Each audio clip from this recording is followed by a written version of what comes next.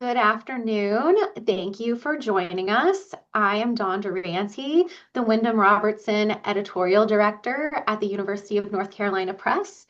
I work with authors across U.S. history, Black studies, Black women's history, and related fields, including our Justice, Power, and Politics series, which is edited by Heather Ann Thompson and Rhonda Williams. The series focuses on how systems of power operate and how people have pushed back against them and reshaped them. My personal commitment to interrogating systems of oppression and including history of racial and social justice has been a through line of my acquisitions career. I believe a book is an action, and I try every day to use my relative privileges to help authors bring their books as actions into the world. And in that spirit of acquisitions commitment, in the spirit of press commitment, and in the spirit of all the wonderful work these authors are doing, we brought together a group of UNC Press authors whose work offers important historical perspectives on the issues we're grappling with right now. Today's conversation is really about thinking about what happened in Minneapolis, what continues to unfold across the country, in our airports right now, drawing on the panelists' work of immigration enforcement, protests in the carceral state. The hope is not just to add context, but to help us better understand the present moment. Thank you so much to the panelists for being here and to all of you for taking time to join us out of your busy schedules. Now it's my pleasure to introduce our moderator, Dan Berger. Dan is a historian of activism, Black power, and the carceral state, and a professor of comparative ethnic studies at the University of Washington, Bothell. He's the author of State on Freedom, The Long History of Black Power Through One Family's Journey. It's a true honor to work with Dan on the editorial advisory board of the Justice, Power, and Politics series. And now I will turn it over to him. Thanks so much, Don. I really appreciate it. It's really great to be moderating this conversation about a very dangerous moment in history. And as with any dangerous moment, things are happening quickly. So the specific atrocities that sparked this panel continue, but have been joined by new outrages and by the same outrages in new places. But the urgency and dangers persist and demand explanation. So we have a really great panel to talk through this moment today. I'm going to briefly introduce them and then we'll dive right in. So our three panelists today are all wonderful UNC authors. I'm just going to introduce you all alphabetically. So we have Felicia Arriaga, who's an assistant professor at Baruch College's Mark School of Public and International Affairs, and the author of Behind Crimmigration, ICE, Law Enforcement, and Resistance in America. Ashley Howard is a historian of race, urban politics, and resistance at the University of Iowa, and the author of Midwest Unrest, 1960s Urban Rebellions and the Black Freedom Movement. And Tina Shull is an associate professor of history at UNC Charlotte and a public historian of race, borders, and immigration enforcement, and the author of Detention Empire, Reagan's War on Immigrants and the Seeds of Resistance. So to begin, I want to ask each of you to talk about what is and is not new about this moment. In talking about the expansion of ICE's budget and activities, including the occupation of Minneapolis, the word unprecedented gets thrown around a lot. So is that true? What's new here and what have we seen before? Ashley, why don't we start with you? Thank you so much, Dan, and thank you to Sonia and for Dawn and everybody who put this together. It's so hard because there are so many things that look the same about this moment, and particularly I'm thinking about kind of two Minneapolis moments. One would be the uprisings that occurred after George Floyd's murder in 2020, and then also kind of the massive community mobilization that we've seen in the past few months in Minneapolis. So in some ways, this is a tale as old as time, right? Communities rising up against the oppressive conditions in their neighborhoods, against their neighbors, against their feelings of safety in community. But two kind of things that I see that are really key to how this moment is unfolding in the 21st century is the ways that communities are using social media as both a tactical tool and as well as a framing tool. And so the ways in which, Floyd's murder and communities came together across not only the United States, but the world, the ways that they use social media to organize and to spread this messaging and to really counter a lot of the narratives that were being told about Floyd is one way I see it. And in, this 2026 moment, really thinking about how communities are organizing not just, Cop Watch or Ice Watch in Minneapolis, but thinking about how they can use mutual aid support that is being facilitated through, different Google Docs, different online forms. So that's a really big one. And I think another really important one that we think about differences between the 1960s uprisings and unrest and then the unrest that we saw in 2020 is the relationship to the state and protesters. So in the 2020 uprisings, you really see the police targeting journalists and nonviolent observers, whereas in the 1960s, journalists and police often worked in lockstep together. We also see a change in the places that are being targeted.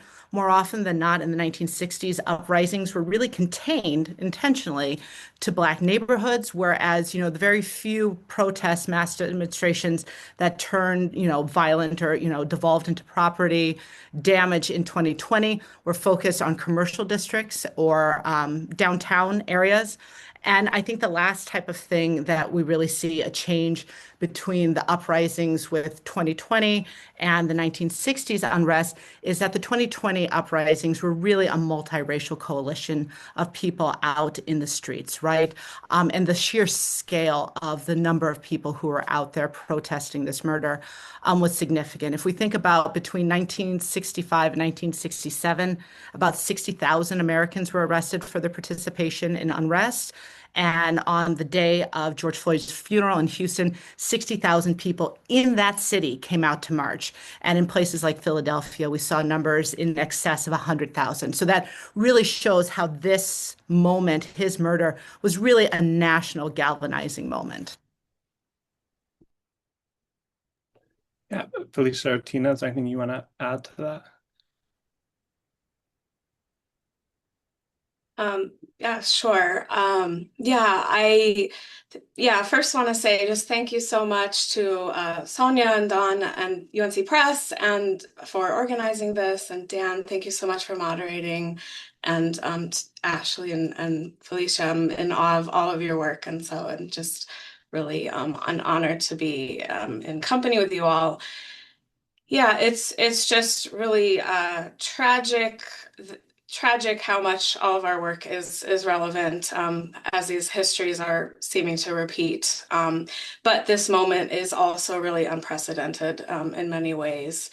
So I see Trump as, I characterize Reagan in my book as both this kind of rupture from the past and also a culmination of the past. And I use this concept of a carceral palimpsest, which is like this architectural and literary studies term that is old practices over old design and architecture practices on top of new ones. And I use that to characterize the system of mass incarceration, where you can kind of see old practices and then there's new ones built on top of old ones. And so we see kind of these new iterations of resistance and retaliation kind of bubbling up all the time. So thank you so much, Ashley, for setting us up like that, because I think that's a really good characterization and beginning, in the 1960s, really, because I also see this as part of a kind of long backlash. At the No Kings protests recently, I saw a great sign. One side showed Reagan with the word virus, and the other side showed Trump with the word disease. And, Trump is kind of a new expression of a deeply embedded virus in our nation. Cornel West said in a recent interview in Jacobin that decades of neoliberal economic policies paved the way for the neo-fascist Trump era. In the preface of my book, I note private prisons are just, kind of one layer as well of this disease of mass incarceration. And so there is this underlying disease of US imperialism, kind of as an argument of my book, and detention empire, and that it can manifest itself, in many different iterations. And so Minneapolis is a culminating moment, and a rupture, a very shocking one. The level of unmasked boldness of what I call it white nationalist state making under Reagan that comes to fruition under Trump. Dylan Rodriguez calls it white reconstruction since civil rights. But the level that it's unmasked, under Trump, and the level of cruelty, lies, racism in the immigration enforcement operations, in the Border Patrols is blitzes in the Midwest, especially, is also new. The extent of the tactics of breaking windows, intentionally causing car accidents, blaming drivers, punching and shooting people in broad daylight, murdering people, throwing tear gas in communities and at babies. Individually, these might have their precedents, but collectively, they combine in a kind of scaled up shock and awe way that is really supercharged. And as you mentioned, Dan, the level of funding is very unprecedented since the summer's Big Beautiful Bill's passage that really scaled up funding for ICE detention in particular 14-fold in such a short amount of time. There's, I think, a New York Times piece that illustrates that. I don't know if it's New York Times, but it shows the level of funding that ICE now has to operate in airports versus the lack of funding, for other operations. It's quite scary. And also the little political pushback is also unprecedented. I would say that the Democratic Party, even though my book focuses on the Reagan administration, this is not just a Republican construction. And that is a big message, that Democratic administrations, this is a liberal project, this is a US project. And this is a path that has been built and has been building for many decades. But this moment now of oligarchic takeover, with a broad silence, is quite unprecedented. But also one thing that is quite continuous and heartening, a strong message from my book is of the sanctuary movement. And there are strong echoes of sanctuary. The sanctuary originated in the 1980s. It was the largest civil disobedience movement against detention and deportation in US history. And those movement formations never went away. They may have changed and dissipated in certain ways or went abroad and returned, but the way that they have resurrected themselves and been remobilized in our meeting this moment is, I think, unprecedented in a really heartening way. ICE itself is kind of a rupture and a continuity. And so, Felicia, I wanted to ask, you probably have things to add to what was already said, but also I would love to hear your take on what people don't understand or should understand about how ICE operates, and particularly the relationship between ICE as a federal agency and local law enforcement. Yeah, and I was going to add, I mean, it's really important for us to have this history and current moment conversation.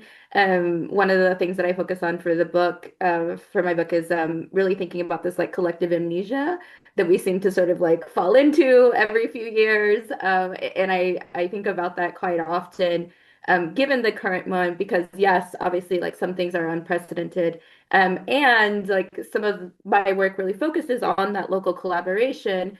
because I think it is easy for people to think about like, oh, well, it's out there, right? It's not sort of coming home. And as the person who moved recently from North Carolina, like, unfortunately, it did come home, right? There are CBP agents who came in the fall in these sort of mass targeted attacks across the country. And so I'm often sort of thinking about this, the sporadic or the sort of like targeting campaigns on top of that, sort of like what's going on in the background, which we definitely need to be focused on at the same time. So one of the programs that I focus on, which is a 287G program, which allows for the deputization of local law enforcement to act as ICE agents, to have some of those powers. That particular program like comes out of some of the 1996 laws, but doesn't really ramp up until sort of after 9/11, after these like moves to really do this localized enforcement. And so I've been talking to scholars recently about like that felt like phase one of this kind of local partnerships, and it's now sort of we're going into phase two, which is this rampant with some of that big beautiful bill funding, more of this like emphasis on the localized enforcement to the extent that we're seeing these 287G programs increase by 600% across the country. And I think that that is coming with a lot of different challenges, not just, I think, for states that we might expect, as we say. So some of these partnerships being tested out in places like Florida, which obviously, given sort of the history and the track record that we know, is probably a state that we expected to sort of move forward rapidly with these programs.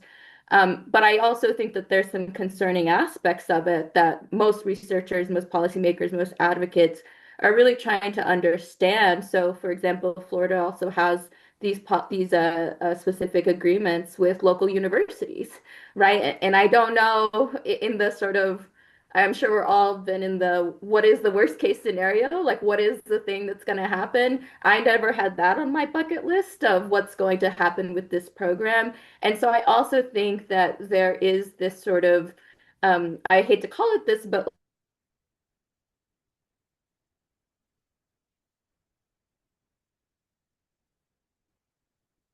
something that we should just be really like cautious about and really think about what is the localized accountability piece too that we might want to dig deeper into as well.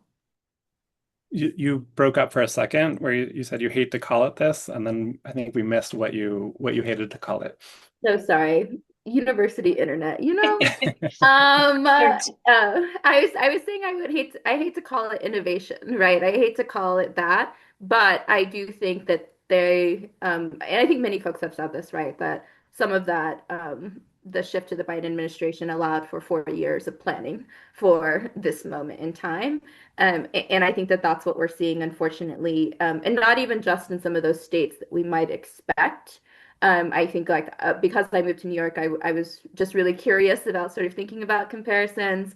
And we've also seen the increase here in New York State of these localized partnerships and doubling down on collaborating with CBP, especially along the borders, which have led to really unfortunate deaths of migrants who are being sort of shuffled between these agencies too. And so that's some of the newer things I'm digging into because unfortunately, I think it's the same issue persist as far as like how do we find the data, how do we find right information, and some of that transparency piece is unfortunately going to continue throughout this administration in particular.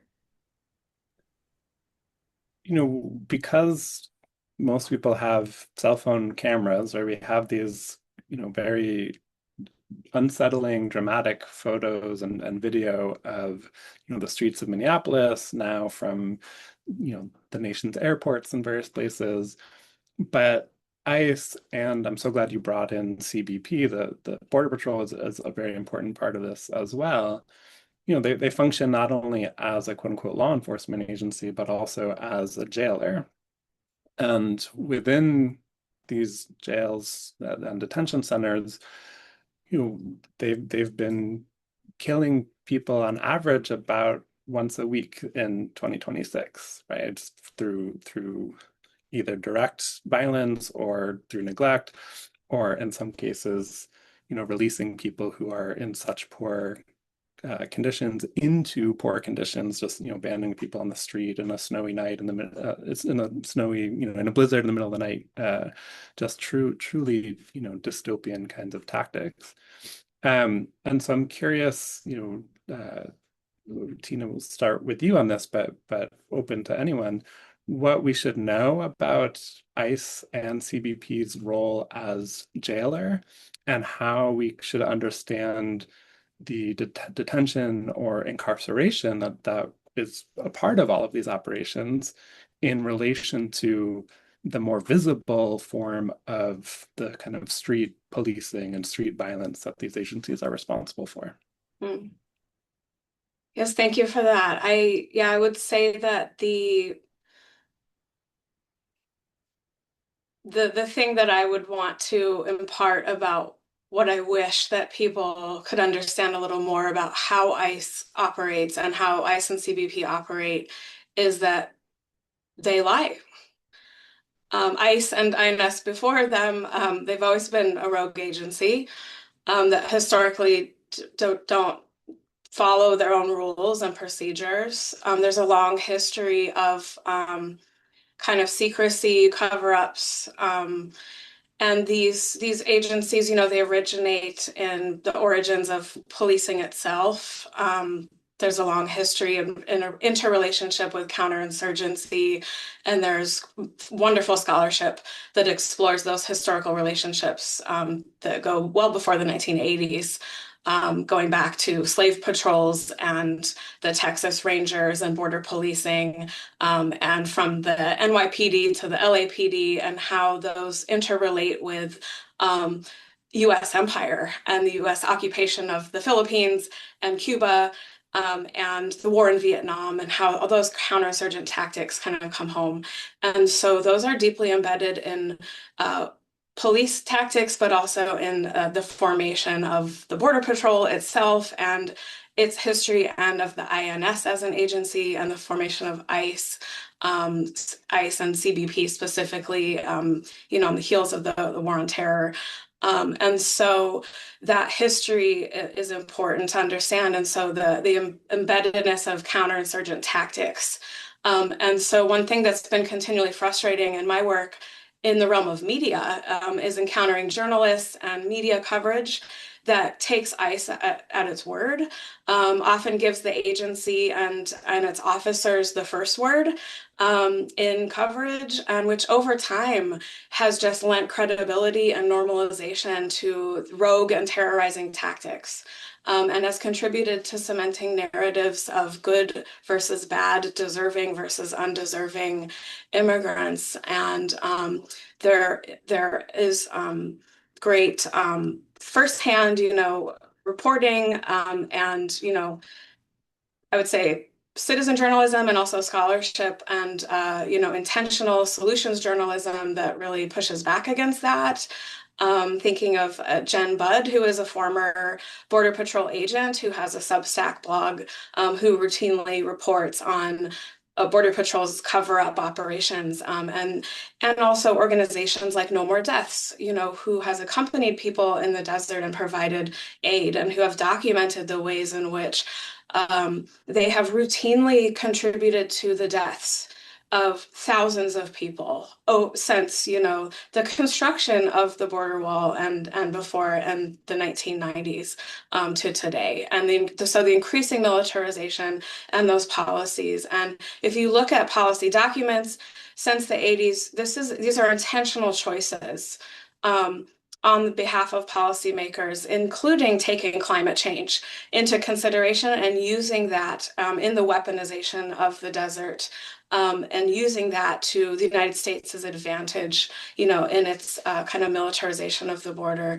And so the invisibilization of deaths. And so thinking about detention, I theorize detention, as a form of counterinsurgency, and it's also a mechanism of empire. It doesn't just invisibilize people and disappear them and their stories and voices, but it also disappears empire, and as it operates globally, and all of its violences in all of its places, and it serves to kind of it centralizes those and testimonies of that violence, and it disappears and silences them. And so that's how detention has operated. And so, I argue in my book that the 1980s is kind of this moment where that kind of all culminates, and it becomes merged with the criminal legal system as well under the war on drugs, and kind of continues to grow into the 2000s and then into this moment, paving the way for where we are now. We've talked a little bit about the resistance that's been happening, but I want to sort of focus on that a little more fully. Ashley, you brought up the George Floyd uprising, and of course the murders of Alex Preddy and Renee Good are blocks away from where police murdered George Floyd.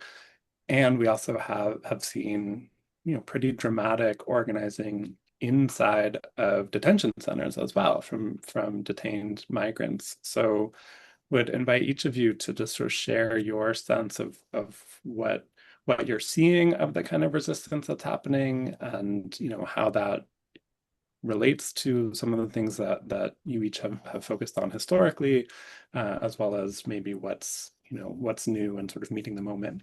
But Ashley, why don't you kick us off? One thing that I think is really important in thinking about this kind of new wave of resistance is really locating it where it is. And I think, in particular, when we think about Minneapolis, it's important to think about the regional aspect of it, right? So, there has been resistance in Los Angeles, there's been resistance in Chicago, but there has been something particular about the efficacy of the resistance in Minneapolis. And I think that is because it is in a smaller size city, right? That is more kind of spatially bounded. And so the kind of quick response times that people can do is part of it. And I think it's also tied into kind of both regional self-awareness as well as the kind of national perception of a region, right? And so when people are out combating ICE and CBP, or, putting forth, barricades to prevent people. That seems like a big city thing, right? That seems what people expect in Chicago or expect in Los Angeles. But people continue to want to believe a myth about about the Midwest, and in particular Minneapolis, that it's kind of this, demure, go along to get along, America's heartland type of thing. And to kind of see this really powerful, aggressive in terms of like no holds bar, like we do this till we free us, type of resistance in Minneapolis, I think it shakes people. And I think it's also important to think about why this kind of ramping up is happening in Midwestern places. And that is in particular thinking about the kind of demographic conundrum, if you will, that many Midwestern states are facing, right? There is this kind of delusion that the Midwest is an all-white space, and it has always been an all-white space, and that the people that ICE is allegedly going after are outsiders or, not in these places. But it is those people who are often Black and brown immigrants who are the ones that are actually sustaining the growth of the Midwest, who are working the jobs, who are pumping billions of dollars into the economy. And so for me, I think that's a really, really important way of thinking about, frankly, how the administration overestimated what is happening in these places, right? This is why mass deportations is no longer the talking point that it was for Republican candidates, because they thought that there's all of these, quote, good white Midwesterners, bootstrapping folk, who believe that the folks that are in their communities are not part of those communities. And what we have seen in the kind of large scale, very graphic way of Minneapolis, of people literally putting their lives on the line to protect their neighbors and friends, but also in smaller places, right, where community members in small Midwestern counties in Indiana and Iowa and Nebraska are accompanying their neighbors, their friends, their babysitters, their elder care providers to the court for their ICE interviews because they say you're not going to snatch one of ours. And so that to me, I think is a really important way of thinking about resistance in this moment. There are major actions that people are partaking in, and there are small, everyday mutual aid actions that people are taking part in that is just as important and just as valuable, especially as it flips these kind of regional narratives on their heads. Yeah, I love that because there's so much of those kind of more, micro forms of resistance that are happening because ICE is not just in these big, sort of showy, occupations. They're also sending little teams to places all around the country, and we see those kinds of, resistance happening elsewhere, right? And what happened in Minneapolis was the result of a lot of patient, steady work over time. I think might help us think about, where media attention isn't, but where resistance always is. But Felicia or Tina, I'd love to hear your thoughts on as well. Yeah, I'll jump in and then Tina, we might tag team if you're going to talk about some North Carolina stuff. Yeah, I mean, most of the book focuses on North Carolina because I was involved with many of these community efforts, and I do still think about the targeting is this much longer targeting in North Carolina too, and I think that's I think to Professor Howard's point too, like a bit of that longer story there, right? And for North Carolina, I write a little bit about some of the local shifts, the local sheriff races that really mattered for trying to get ICE out of communities like the Charlotte area, like Raleigh, North Carolina area. They did get this backlash in the form of state legislation, but in continuation, this current moment of having CBP come into the community as a way to sort of push back under the guise of some very specific Charlotte situation too in this current moment.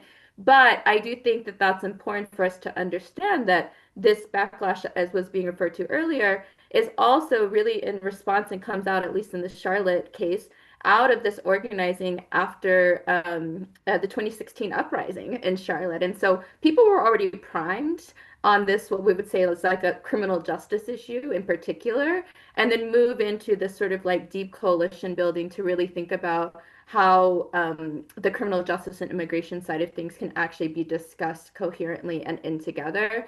And so I think about that long organizing, but also, I mean, in North Carolina more broadly, there's such a long history of organizing, particularly from Black and Brown workers who collectively were doing this organizing. I know some other folks from who have UNC Press books have more deeper sort of dives on what that has looked like historically in North Carolina.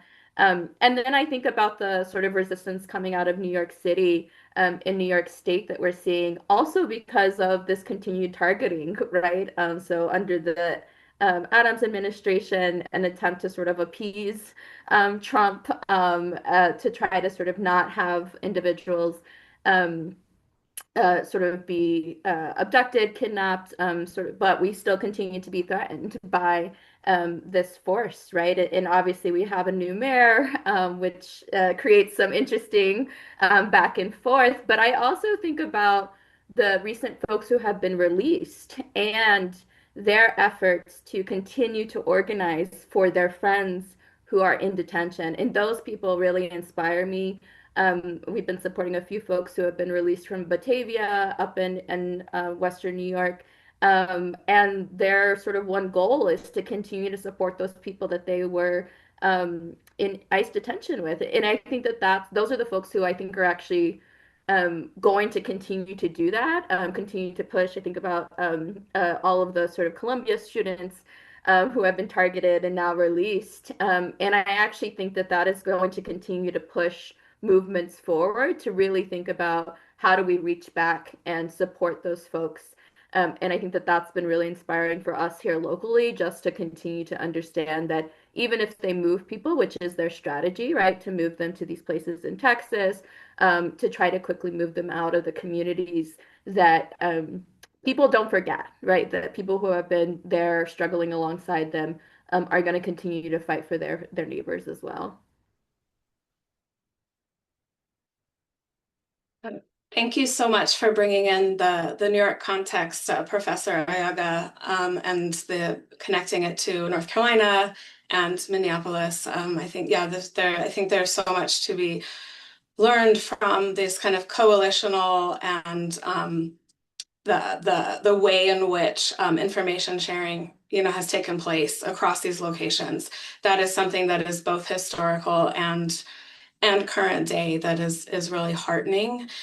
And thinking a lot about the history of the sanctuary movement and just the different forms of resistance that I explore in my book, which range from detention-led forms of resistance, hunger strikes, uprisings, litigation, class action lawsuits, labor-style sit-downs, and in coalition with outside groups, whether faith-based labor, university, et cetera, and then the sanctuary movement. And a lot of these were in collaboration with political and civil rights groups, including led by Jesse Jackson and his presidential campaign of 1984, which was really remarkable, and I write about in my book as well. And the targeting of the specific groups that I pinpoint in my book, Cubans, Haitians, and Central American asylum seekers, and that has modern day resonance currently as well, very tragically as well, as we are thinking about solidarity formations in response to what's happening in Cuba, Venezuela. But the sanctuary movement that I focus a lot on in my book, and their strategies, they were not only faith-based, it flowed out of transnational and immigrant-led movements that were embedded, in U.S. cities all over, and they were transnational, they were coalitional, and they were intersectional, and they were labor, anti-war, anti-imperial, anti-nuclear, and university and academics who are now currently under attack again. That has many historical precedents, and ethnic studies being under attack.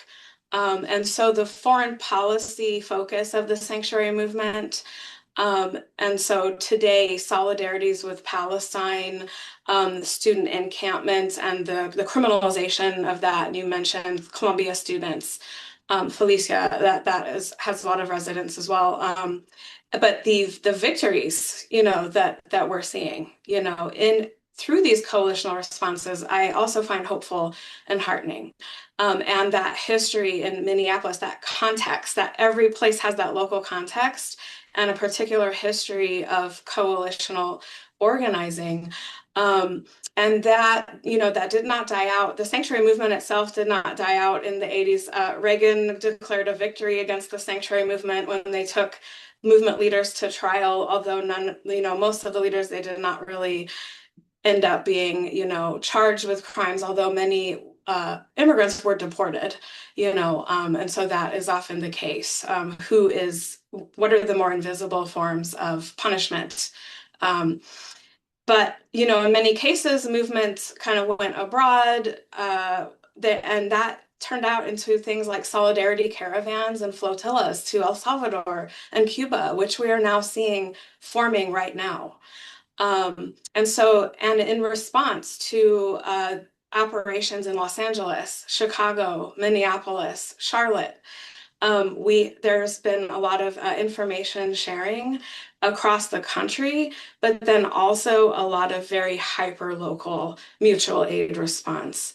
And so, yes, in the case of Charlotte's Web, I've been, just responding, even on my campus. I'm very involved with AAUP. I'm the vice president of our local chapter, and I'm very heartened by the lawsuits that they're waging at the national level, and being victorious so far against the Trump administration, but then working locally, with labor organizations, migrant rights organizations, and with students and with impacted communities. And so it was really heartening in November, as horrific as the Charlotte's Web operation was.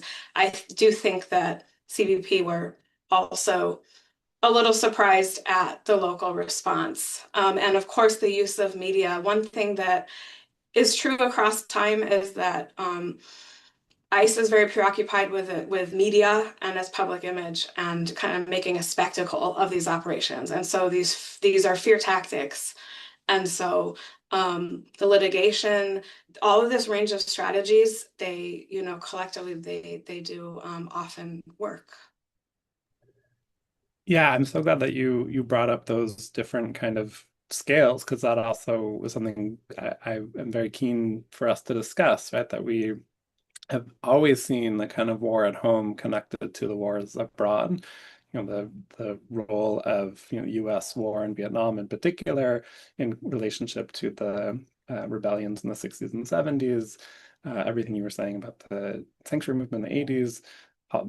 Also, thinking about the kind of internal migration of Black Southerners to the Midwest and to the West, has some of its parallels with the kind of political knowledge and skill that immigrants from around the world bring when they come to the US and then face their own forms of state violence. So would welcome thoughts as we sort of move our way toward wrapping up. If folks want to add to that sense about how are you thinking about the kind of relationship between just the multiple scales of the warfare states, or the kind of local, the national, the international, there are sort of different ways of thinking about it, but these kinds of connections, I think are so critical. I mean, one way that we see it is, at the very early onset of the Black Lives Matter movement, you saw activists connecting with Palestinian activists, particularly folks from Ferguson actually meeting with Palestinian activists in Palestine. So, there's this global connection. And in particular, after George Floyd's murder, right, there were mass demonstrations across the globe. And while there was always, a poster or a sign or a mural acknowledging George Floyd's death, there were often also local murders that were being celebrated and remembered as well, whether it be Jamaica, whether it be Palestine, France, Italy, etc. And so I think people have always made these global connections, right? If we think about the counter conference at the Treaty of Versailles, if we think about the Bandung Conference, right? People in the global South have always understood that they are in a global empire and that they have more in common than not. I think also the question of migration is, for me, a really interesting one, and offers the potential for new ways to think about not only the histories we tell, but also the movement stories we tell and the movement futures we can live. So in particular in Iowa and Davenport, there was lots of multiracial organizations or organizing, particularly the Minority Coalition, which was run or kind of spearheaded by Ernest Rodriguez, who was a Black Latinx man, and saying, like these organizations, LULAC, NAACP, can actually gain more political power if we work together. And I think it also is, has a really interesting potential and perhaps hurdle to think about what like Black organizing looks like in the 21st century, when you have, a large part of the growth of Black people in the Midwest now no longer have any tie to the Great Migration, right? They are first or maybe second generation Americans. And so what does racial solidarity look like when the current political moment has these shared kind of racial futures, but there may not necessarily be a shared racial past? And I think that is a question that, this scholar is certainly thinking of, and activists are trying to navigate in real time. And I think long before the Trump administration, either this, round or the previous one, a lot of organizing was taking place of thinking about detention in terms of immigrants who are being arrested, and detention in thinking about the war on drugs. And that, both populations are being affected, but what does it mean to organize on both of these things? And then I also think it really challenges how the public need to think about immigrants, and that we may need to disabuse who we think are immigrants to have more of a broader understanding of who the people who may have, may be undocumented, may have documents that once were, appropriate, but now are being snatched from them. And I think by engaging that kind of thinking, we recognize that we are all at risk for the freedoms that we hold dear.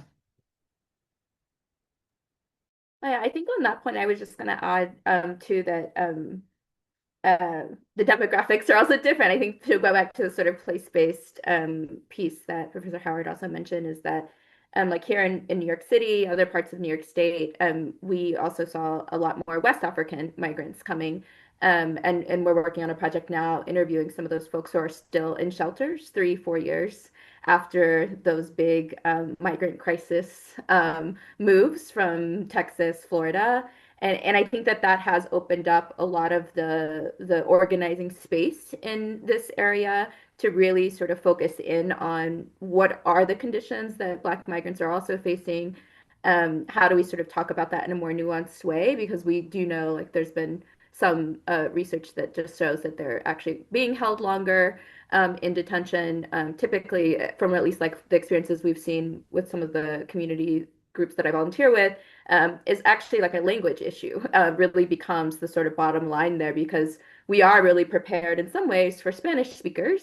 Is it great? No, I've sat in on plenty of immigration court proceedings and it's not always even understandable because obviously accents, regional dialects, all those things matter. But it's also quite hard for West African migrants to get somebody who speaks their language, depending on where they're coming from. And so in certain cases, that puts them at a disadvantage, even when we have city council hearings, which we have a lot of great infrastructure to try to bring people who are directly impacted to those spaces.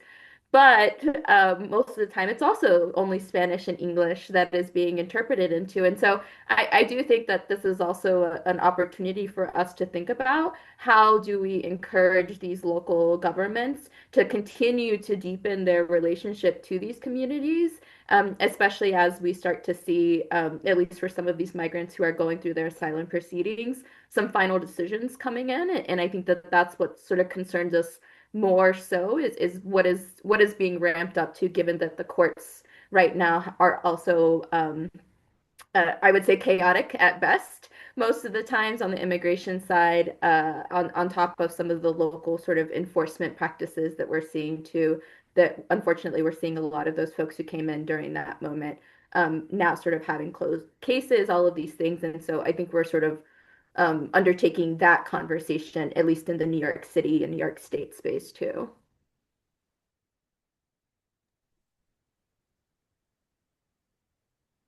Yeah, I would just like to end with thanking everyone and especially this encouragement to make these local and global connections and to think about encouraging kind of global racial solidarities against U.S. empire in all of its forms. And, you know, today's responses to migration as a crisis are just variations on a similar historical theme, whether it's past U.S. government articulations around Cold War crisis, war on drugs, war on terror, past global epidemics like HIV/AIDS, that have targeted Black migrants in particular, and also Black freedom movements before it. In my book, I show how, you know, Reagan's immigration policies and, you know, surveillance and targeting of migrants was really inspired by, you know, his anti-Blackness domestically and globally.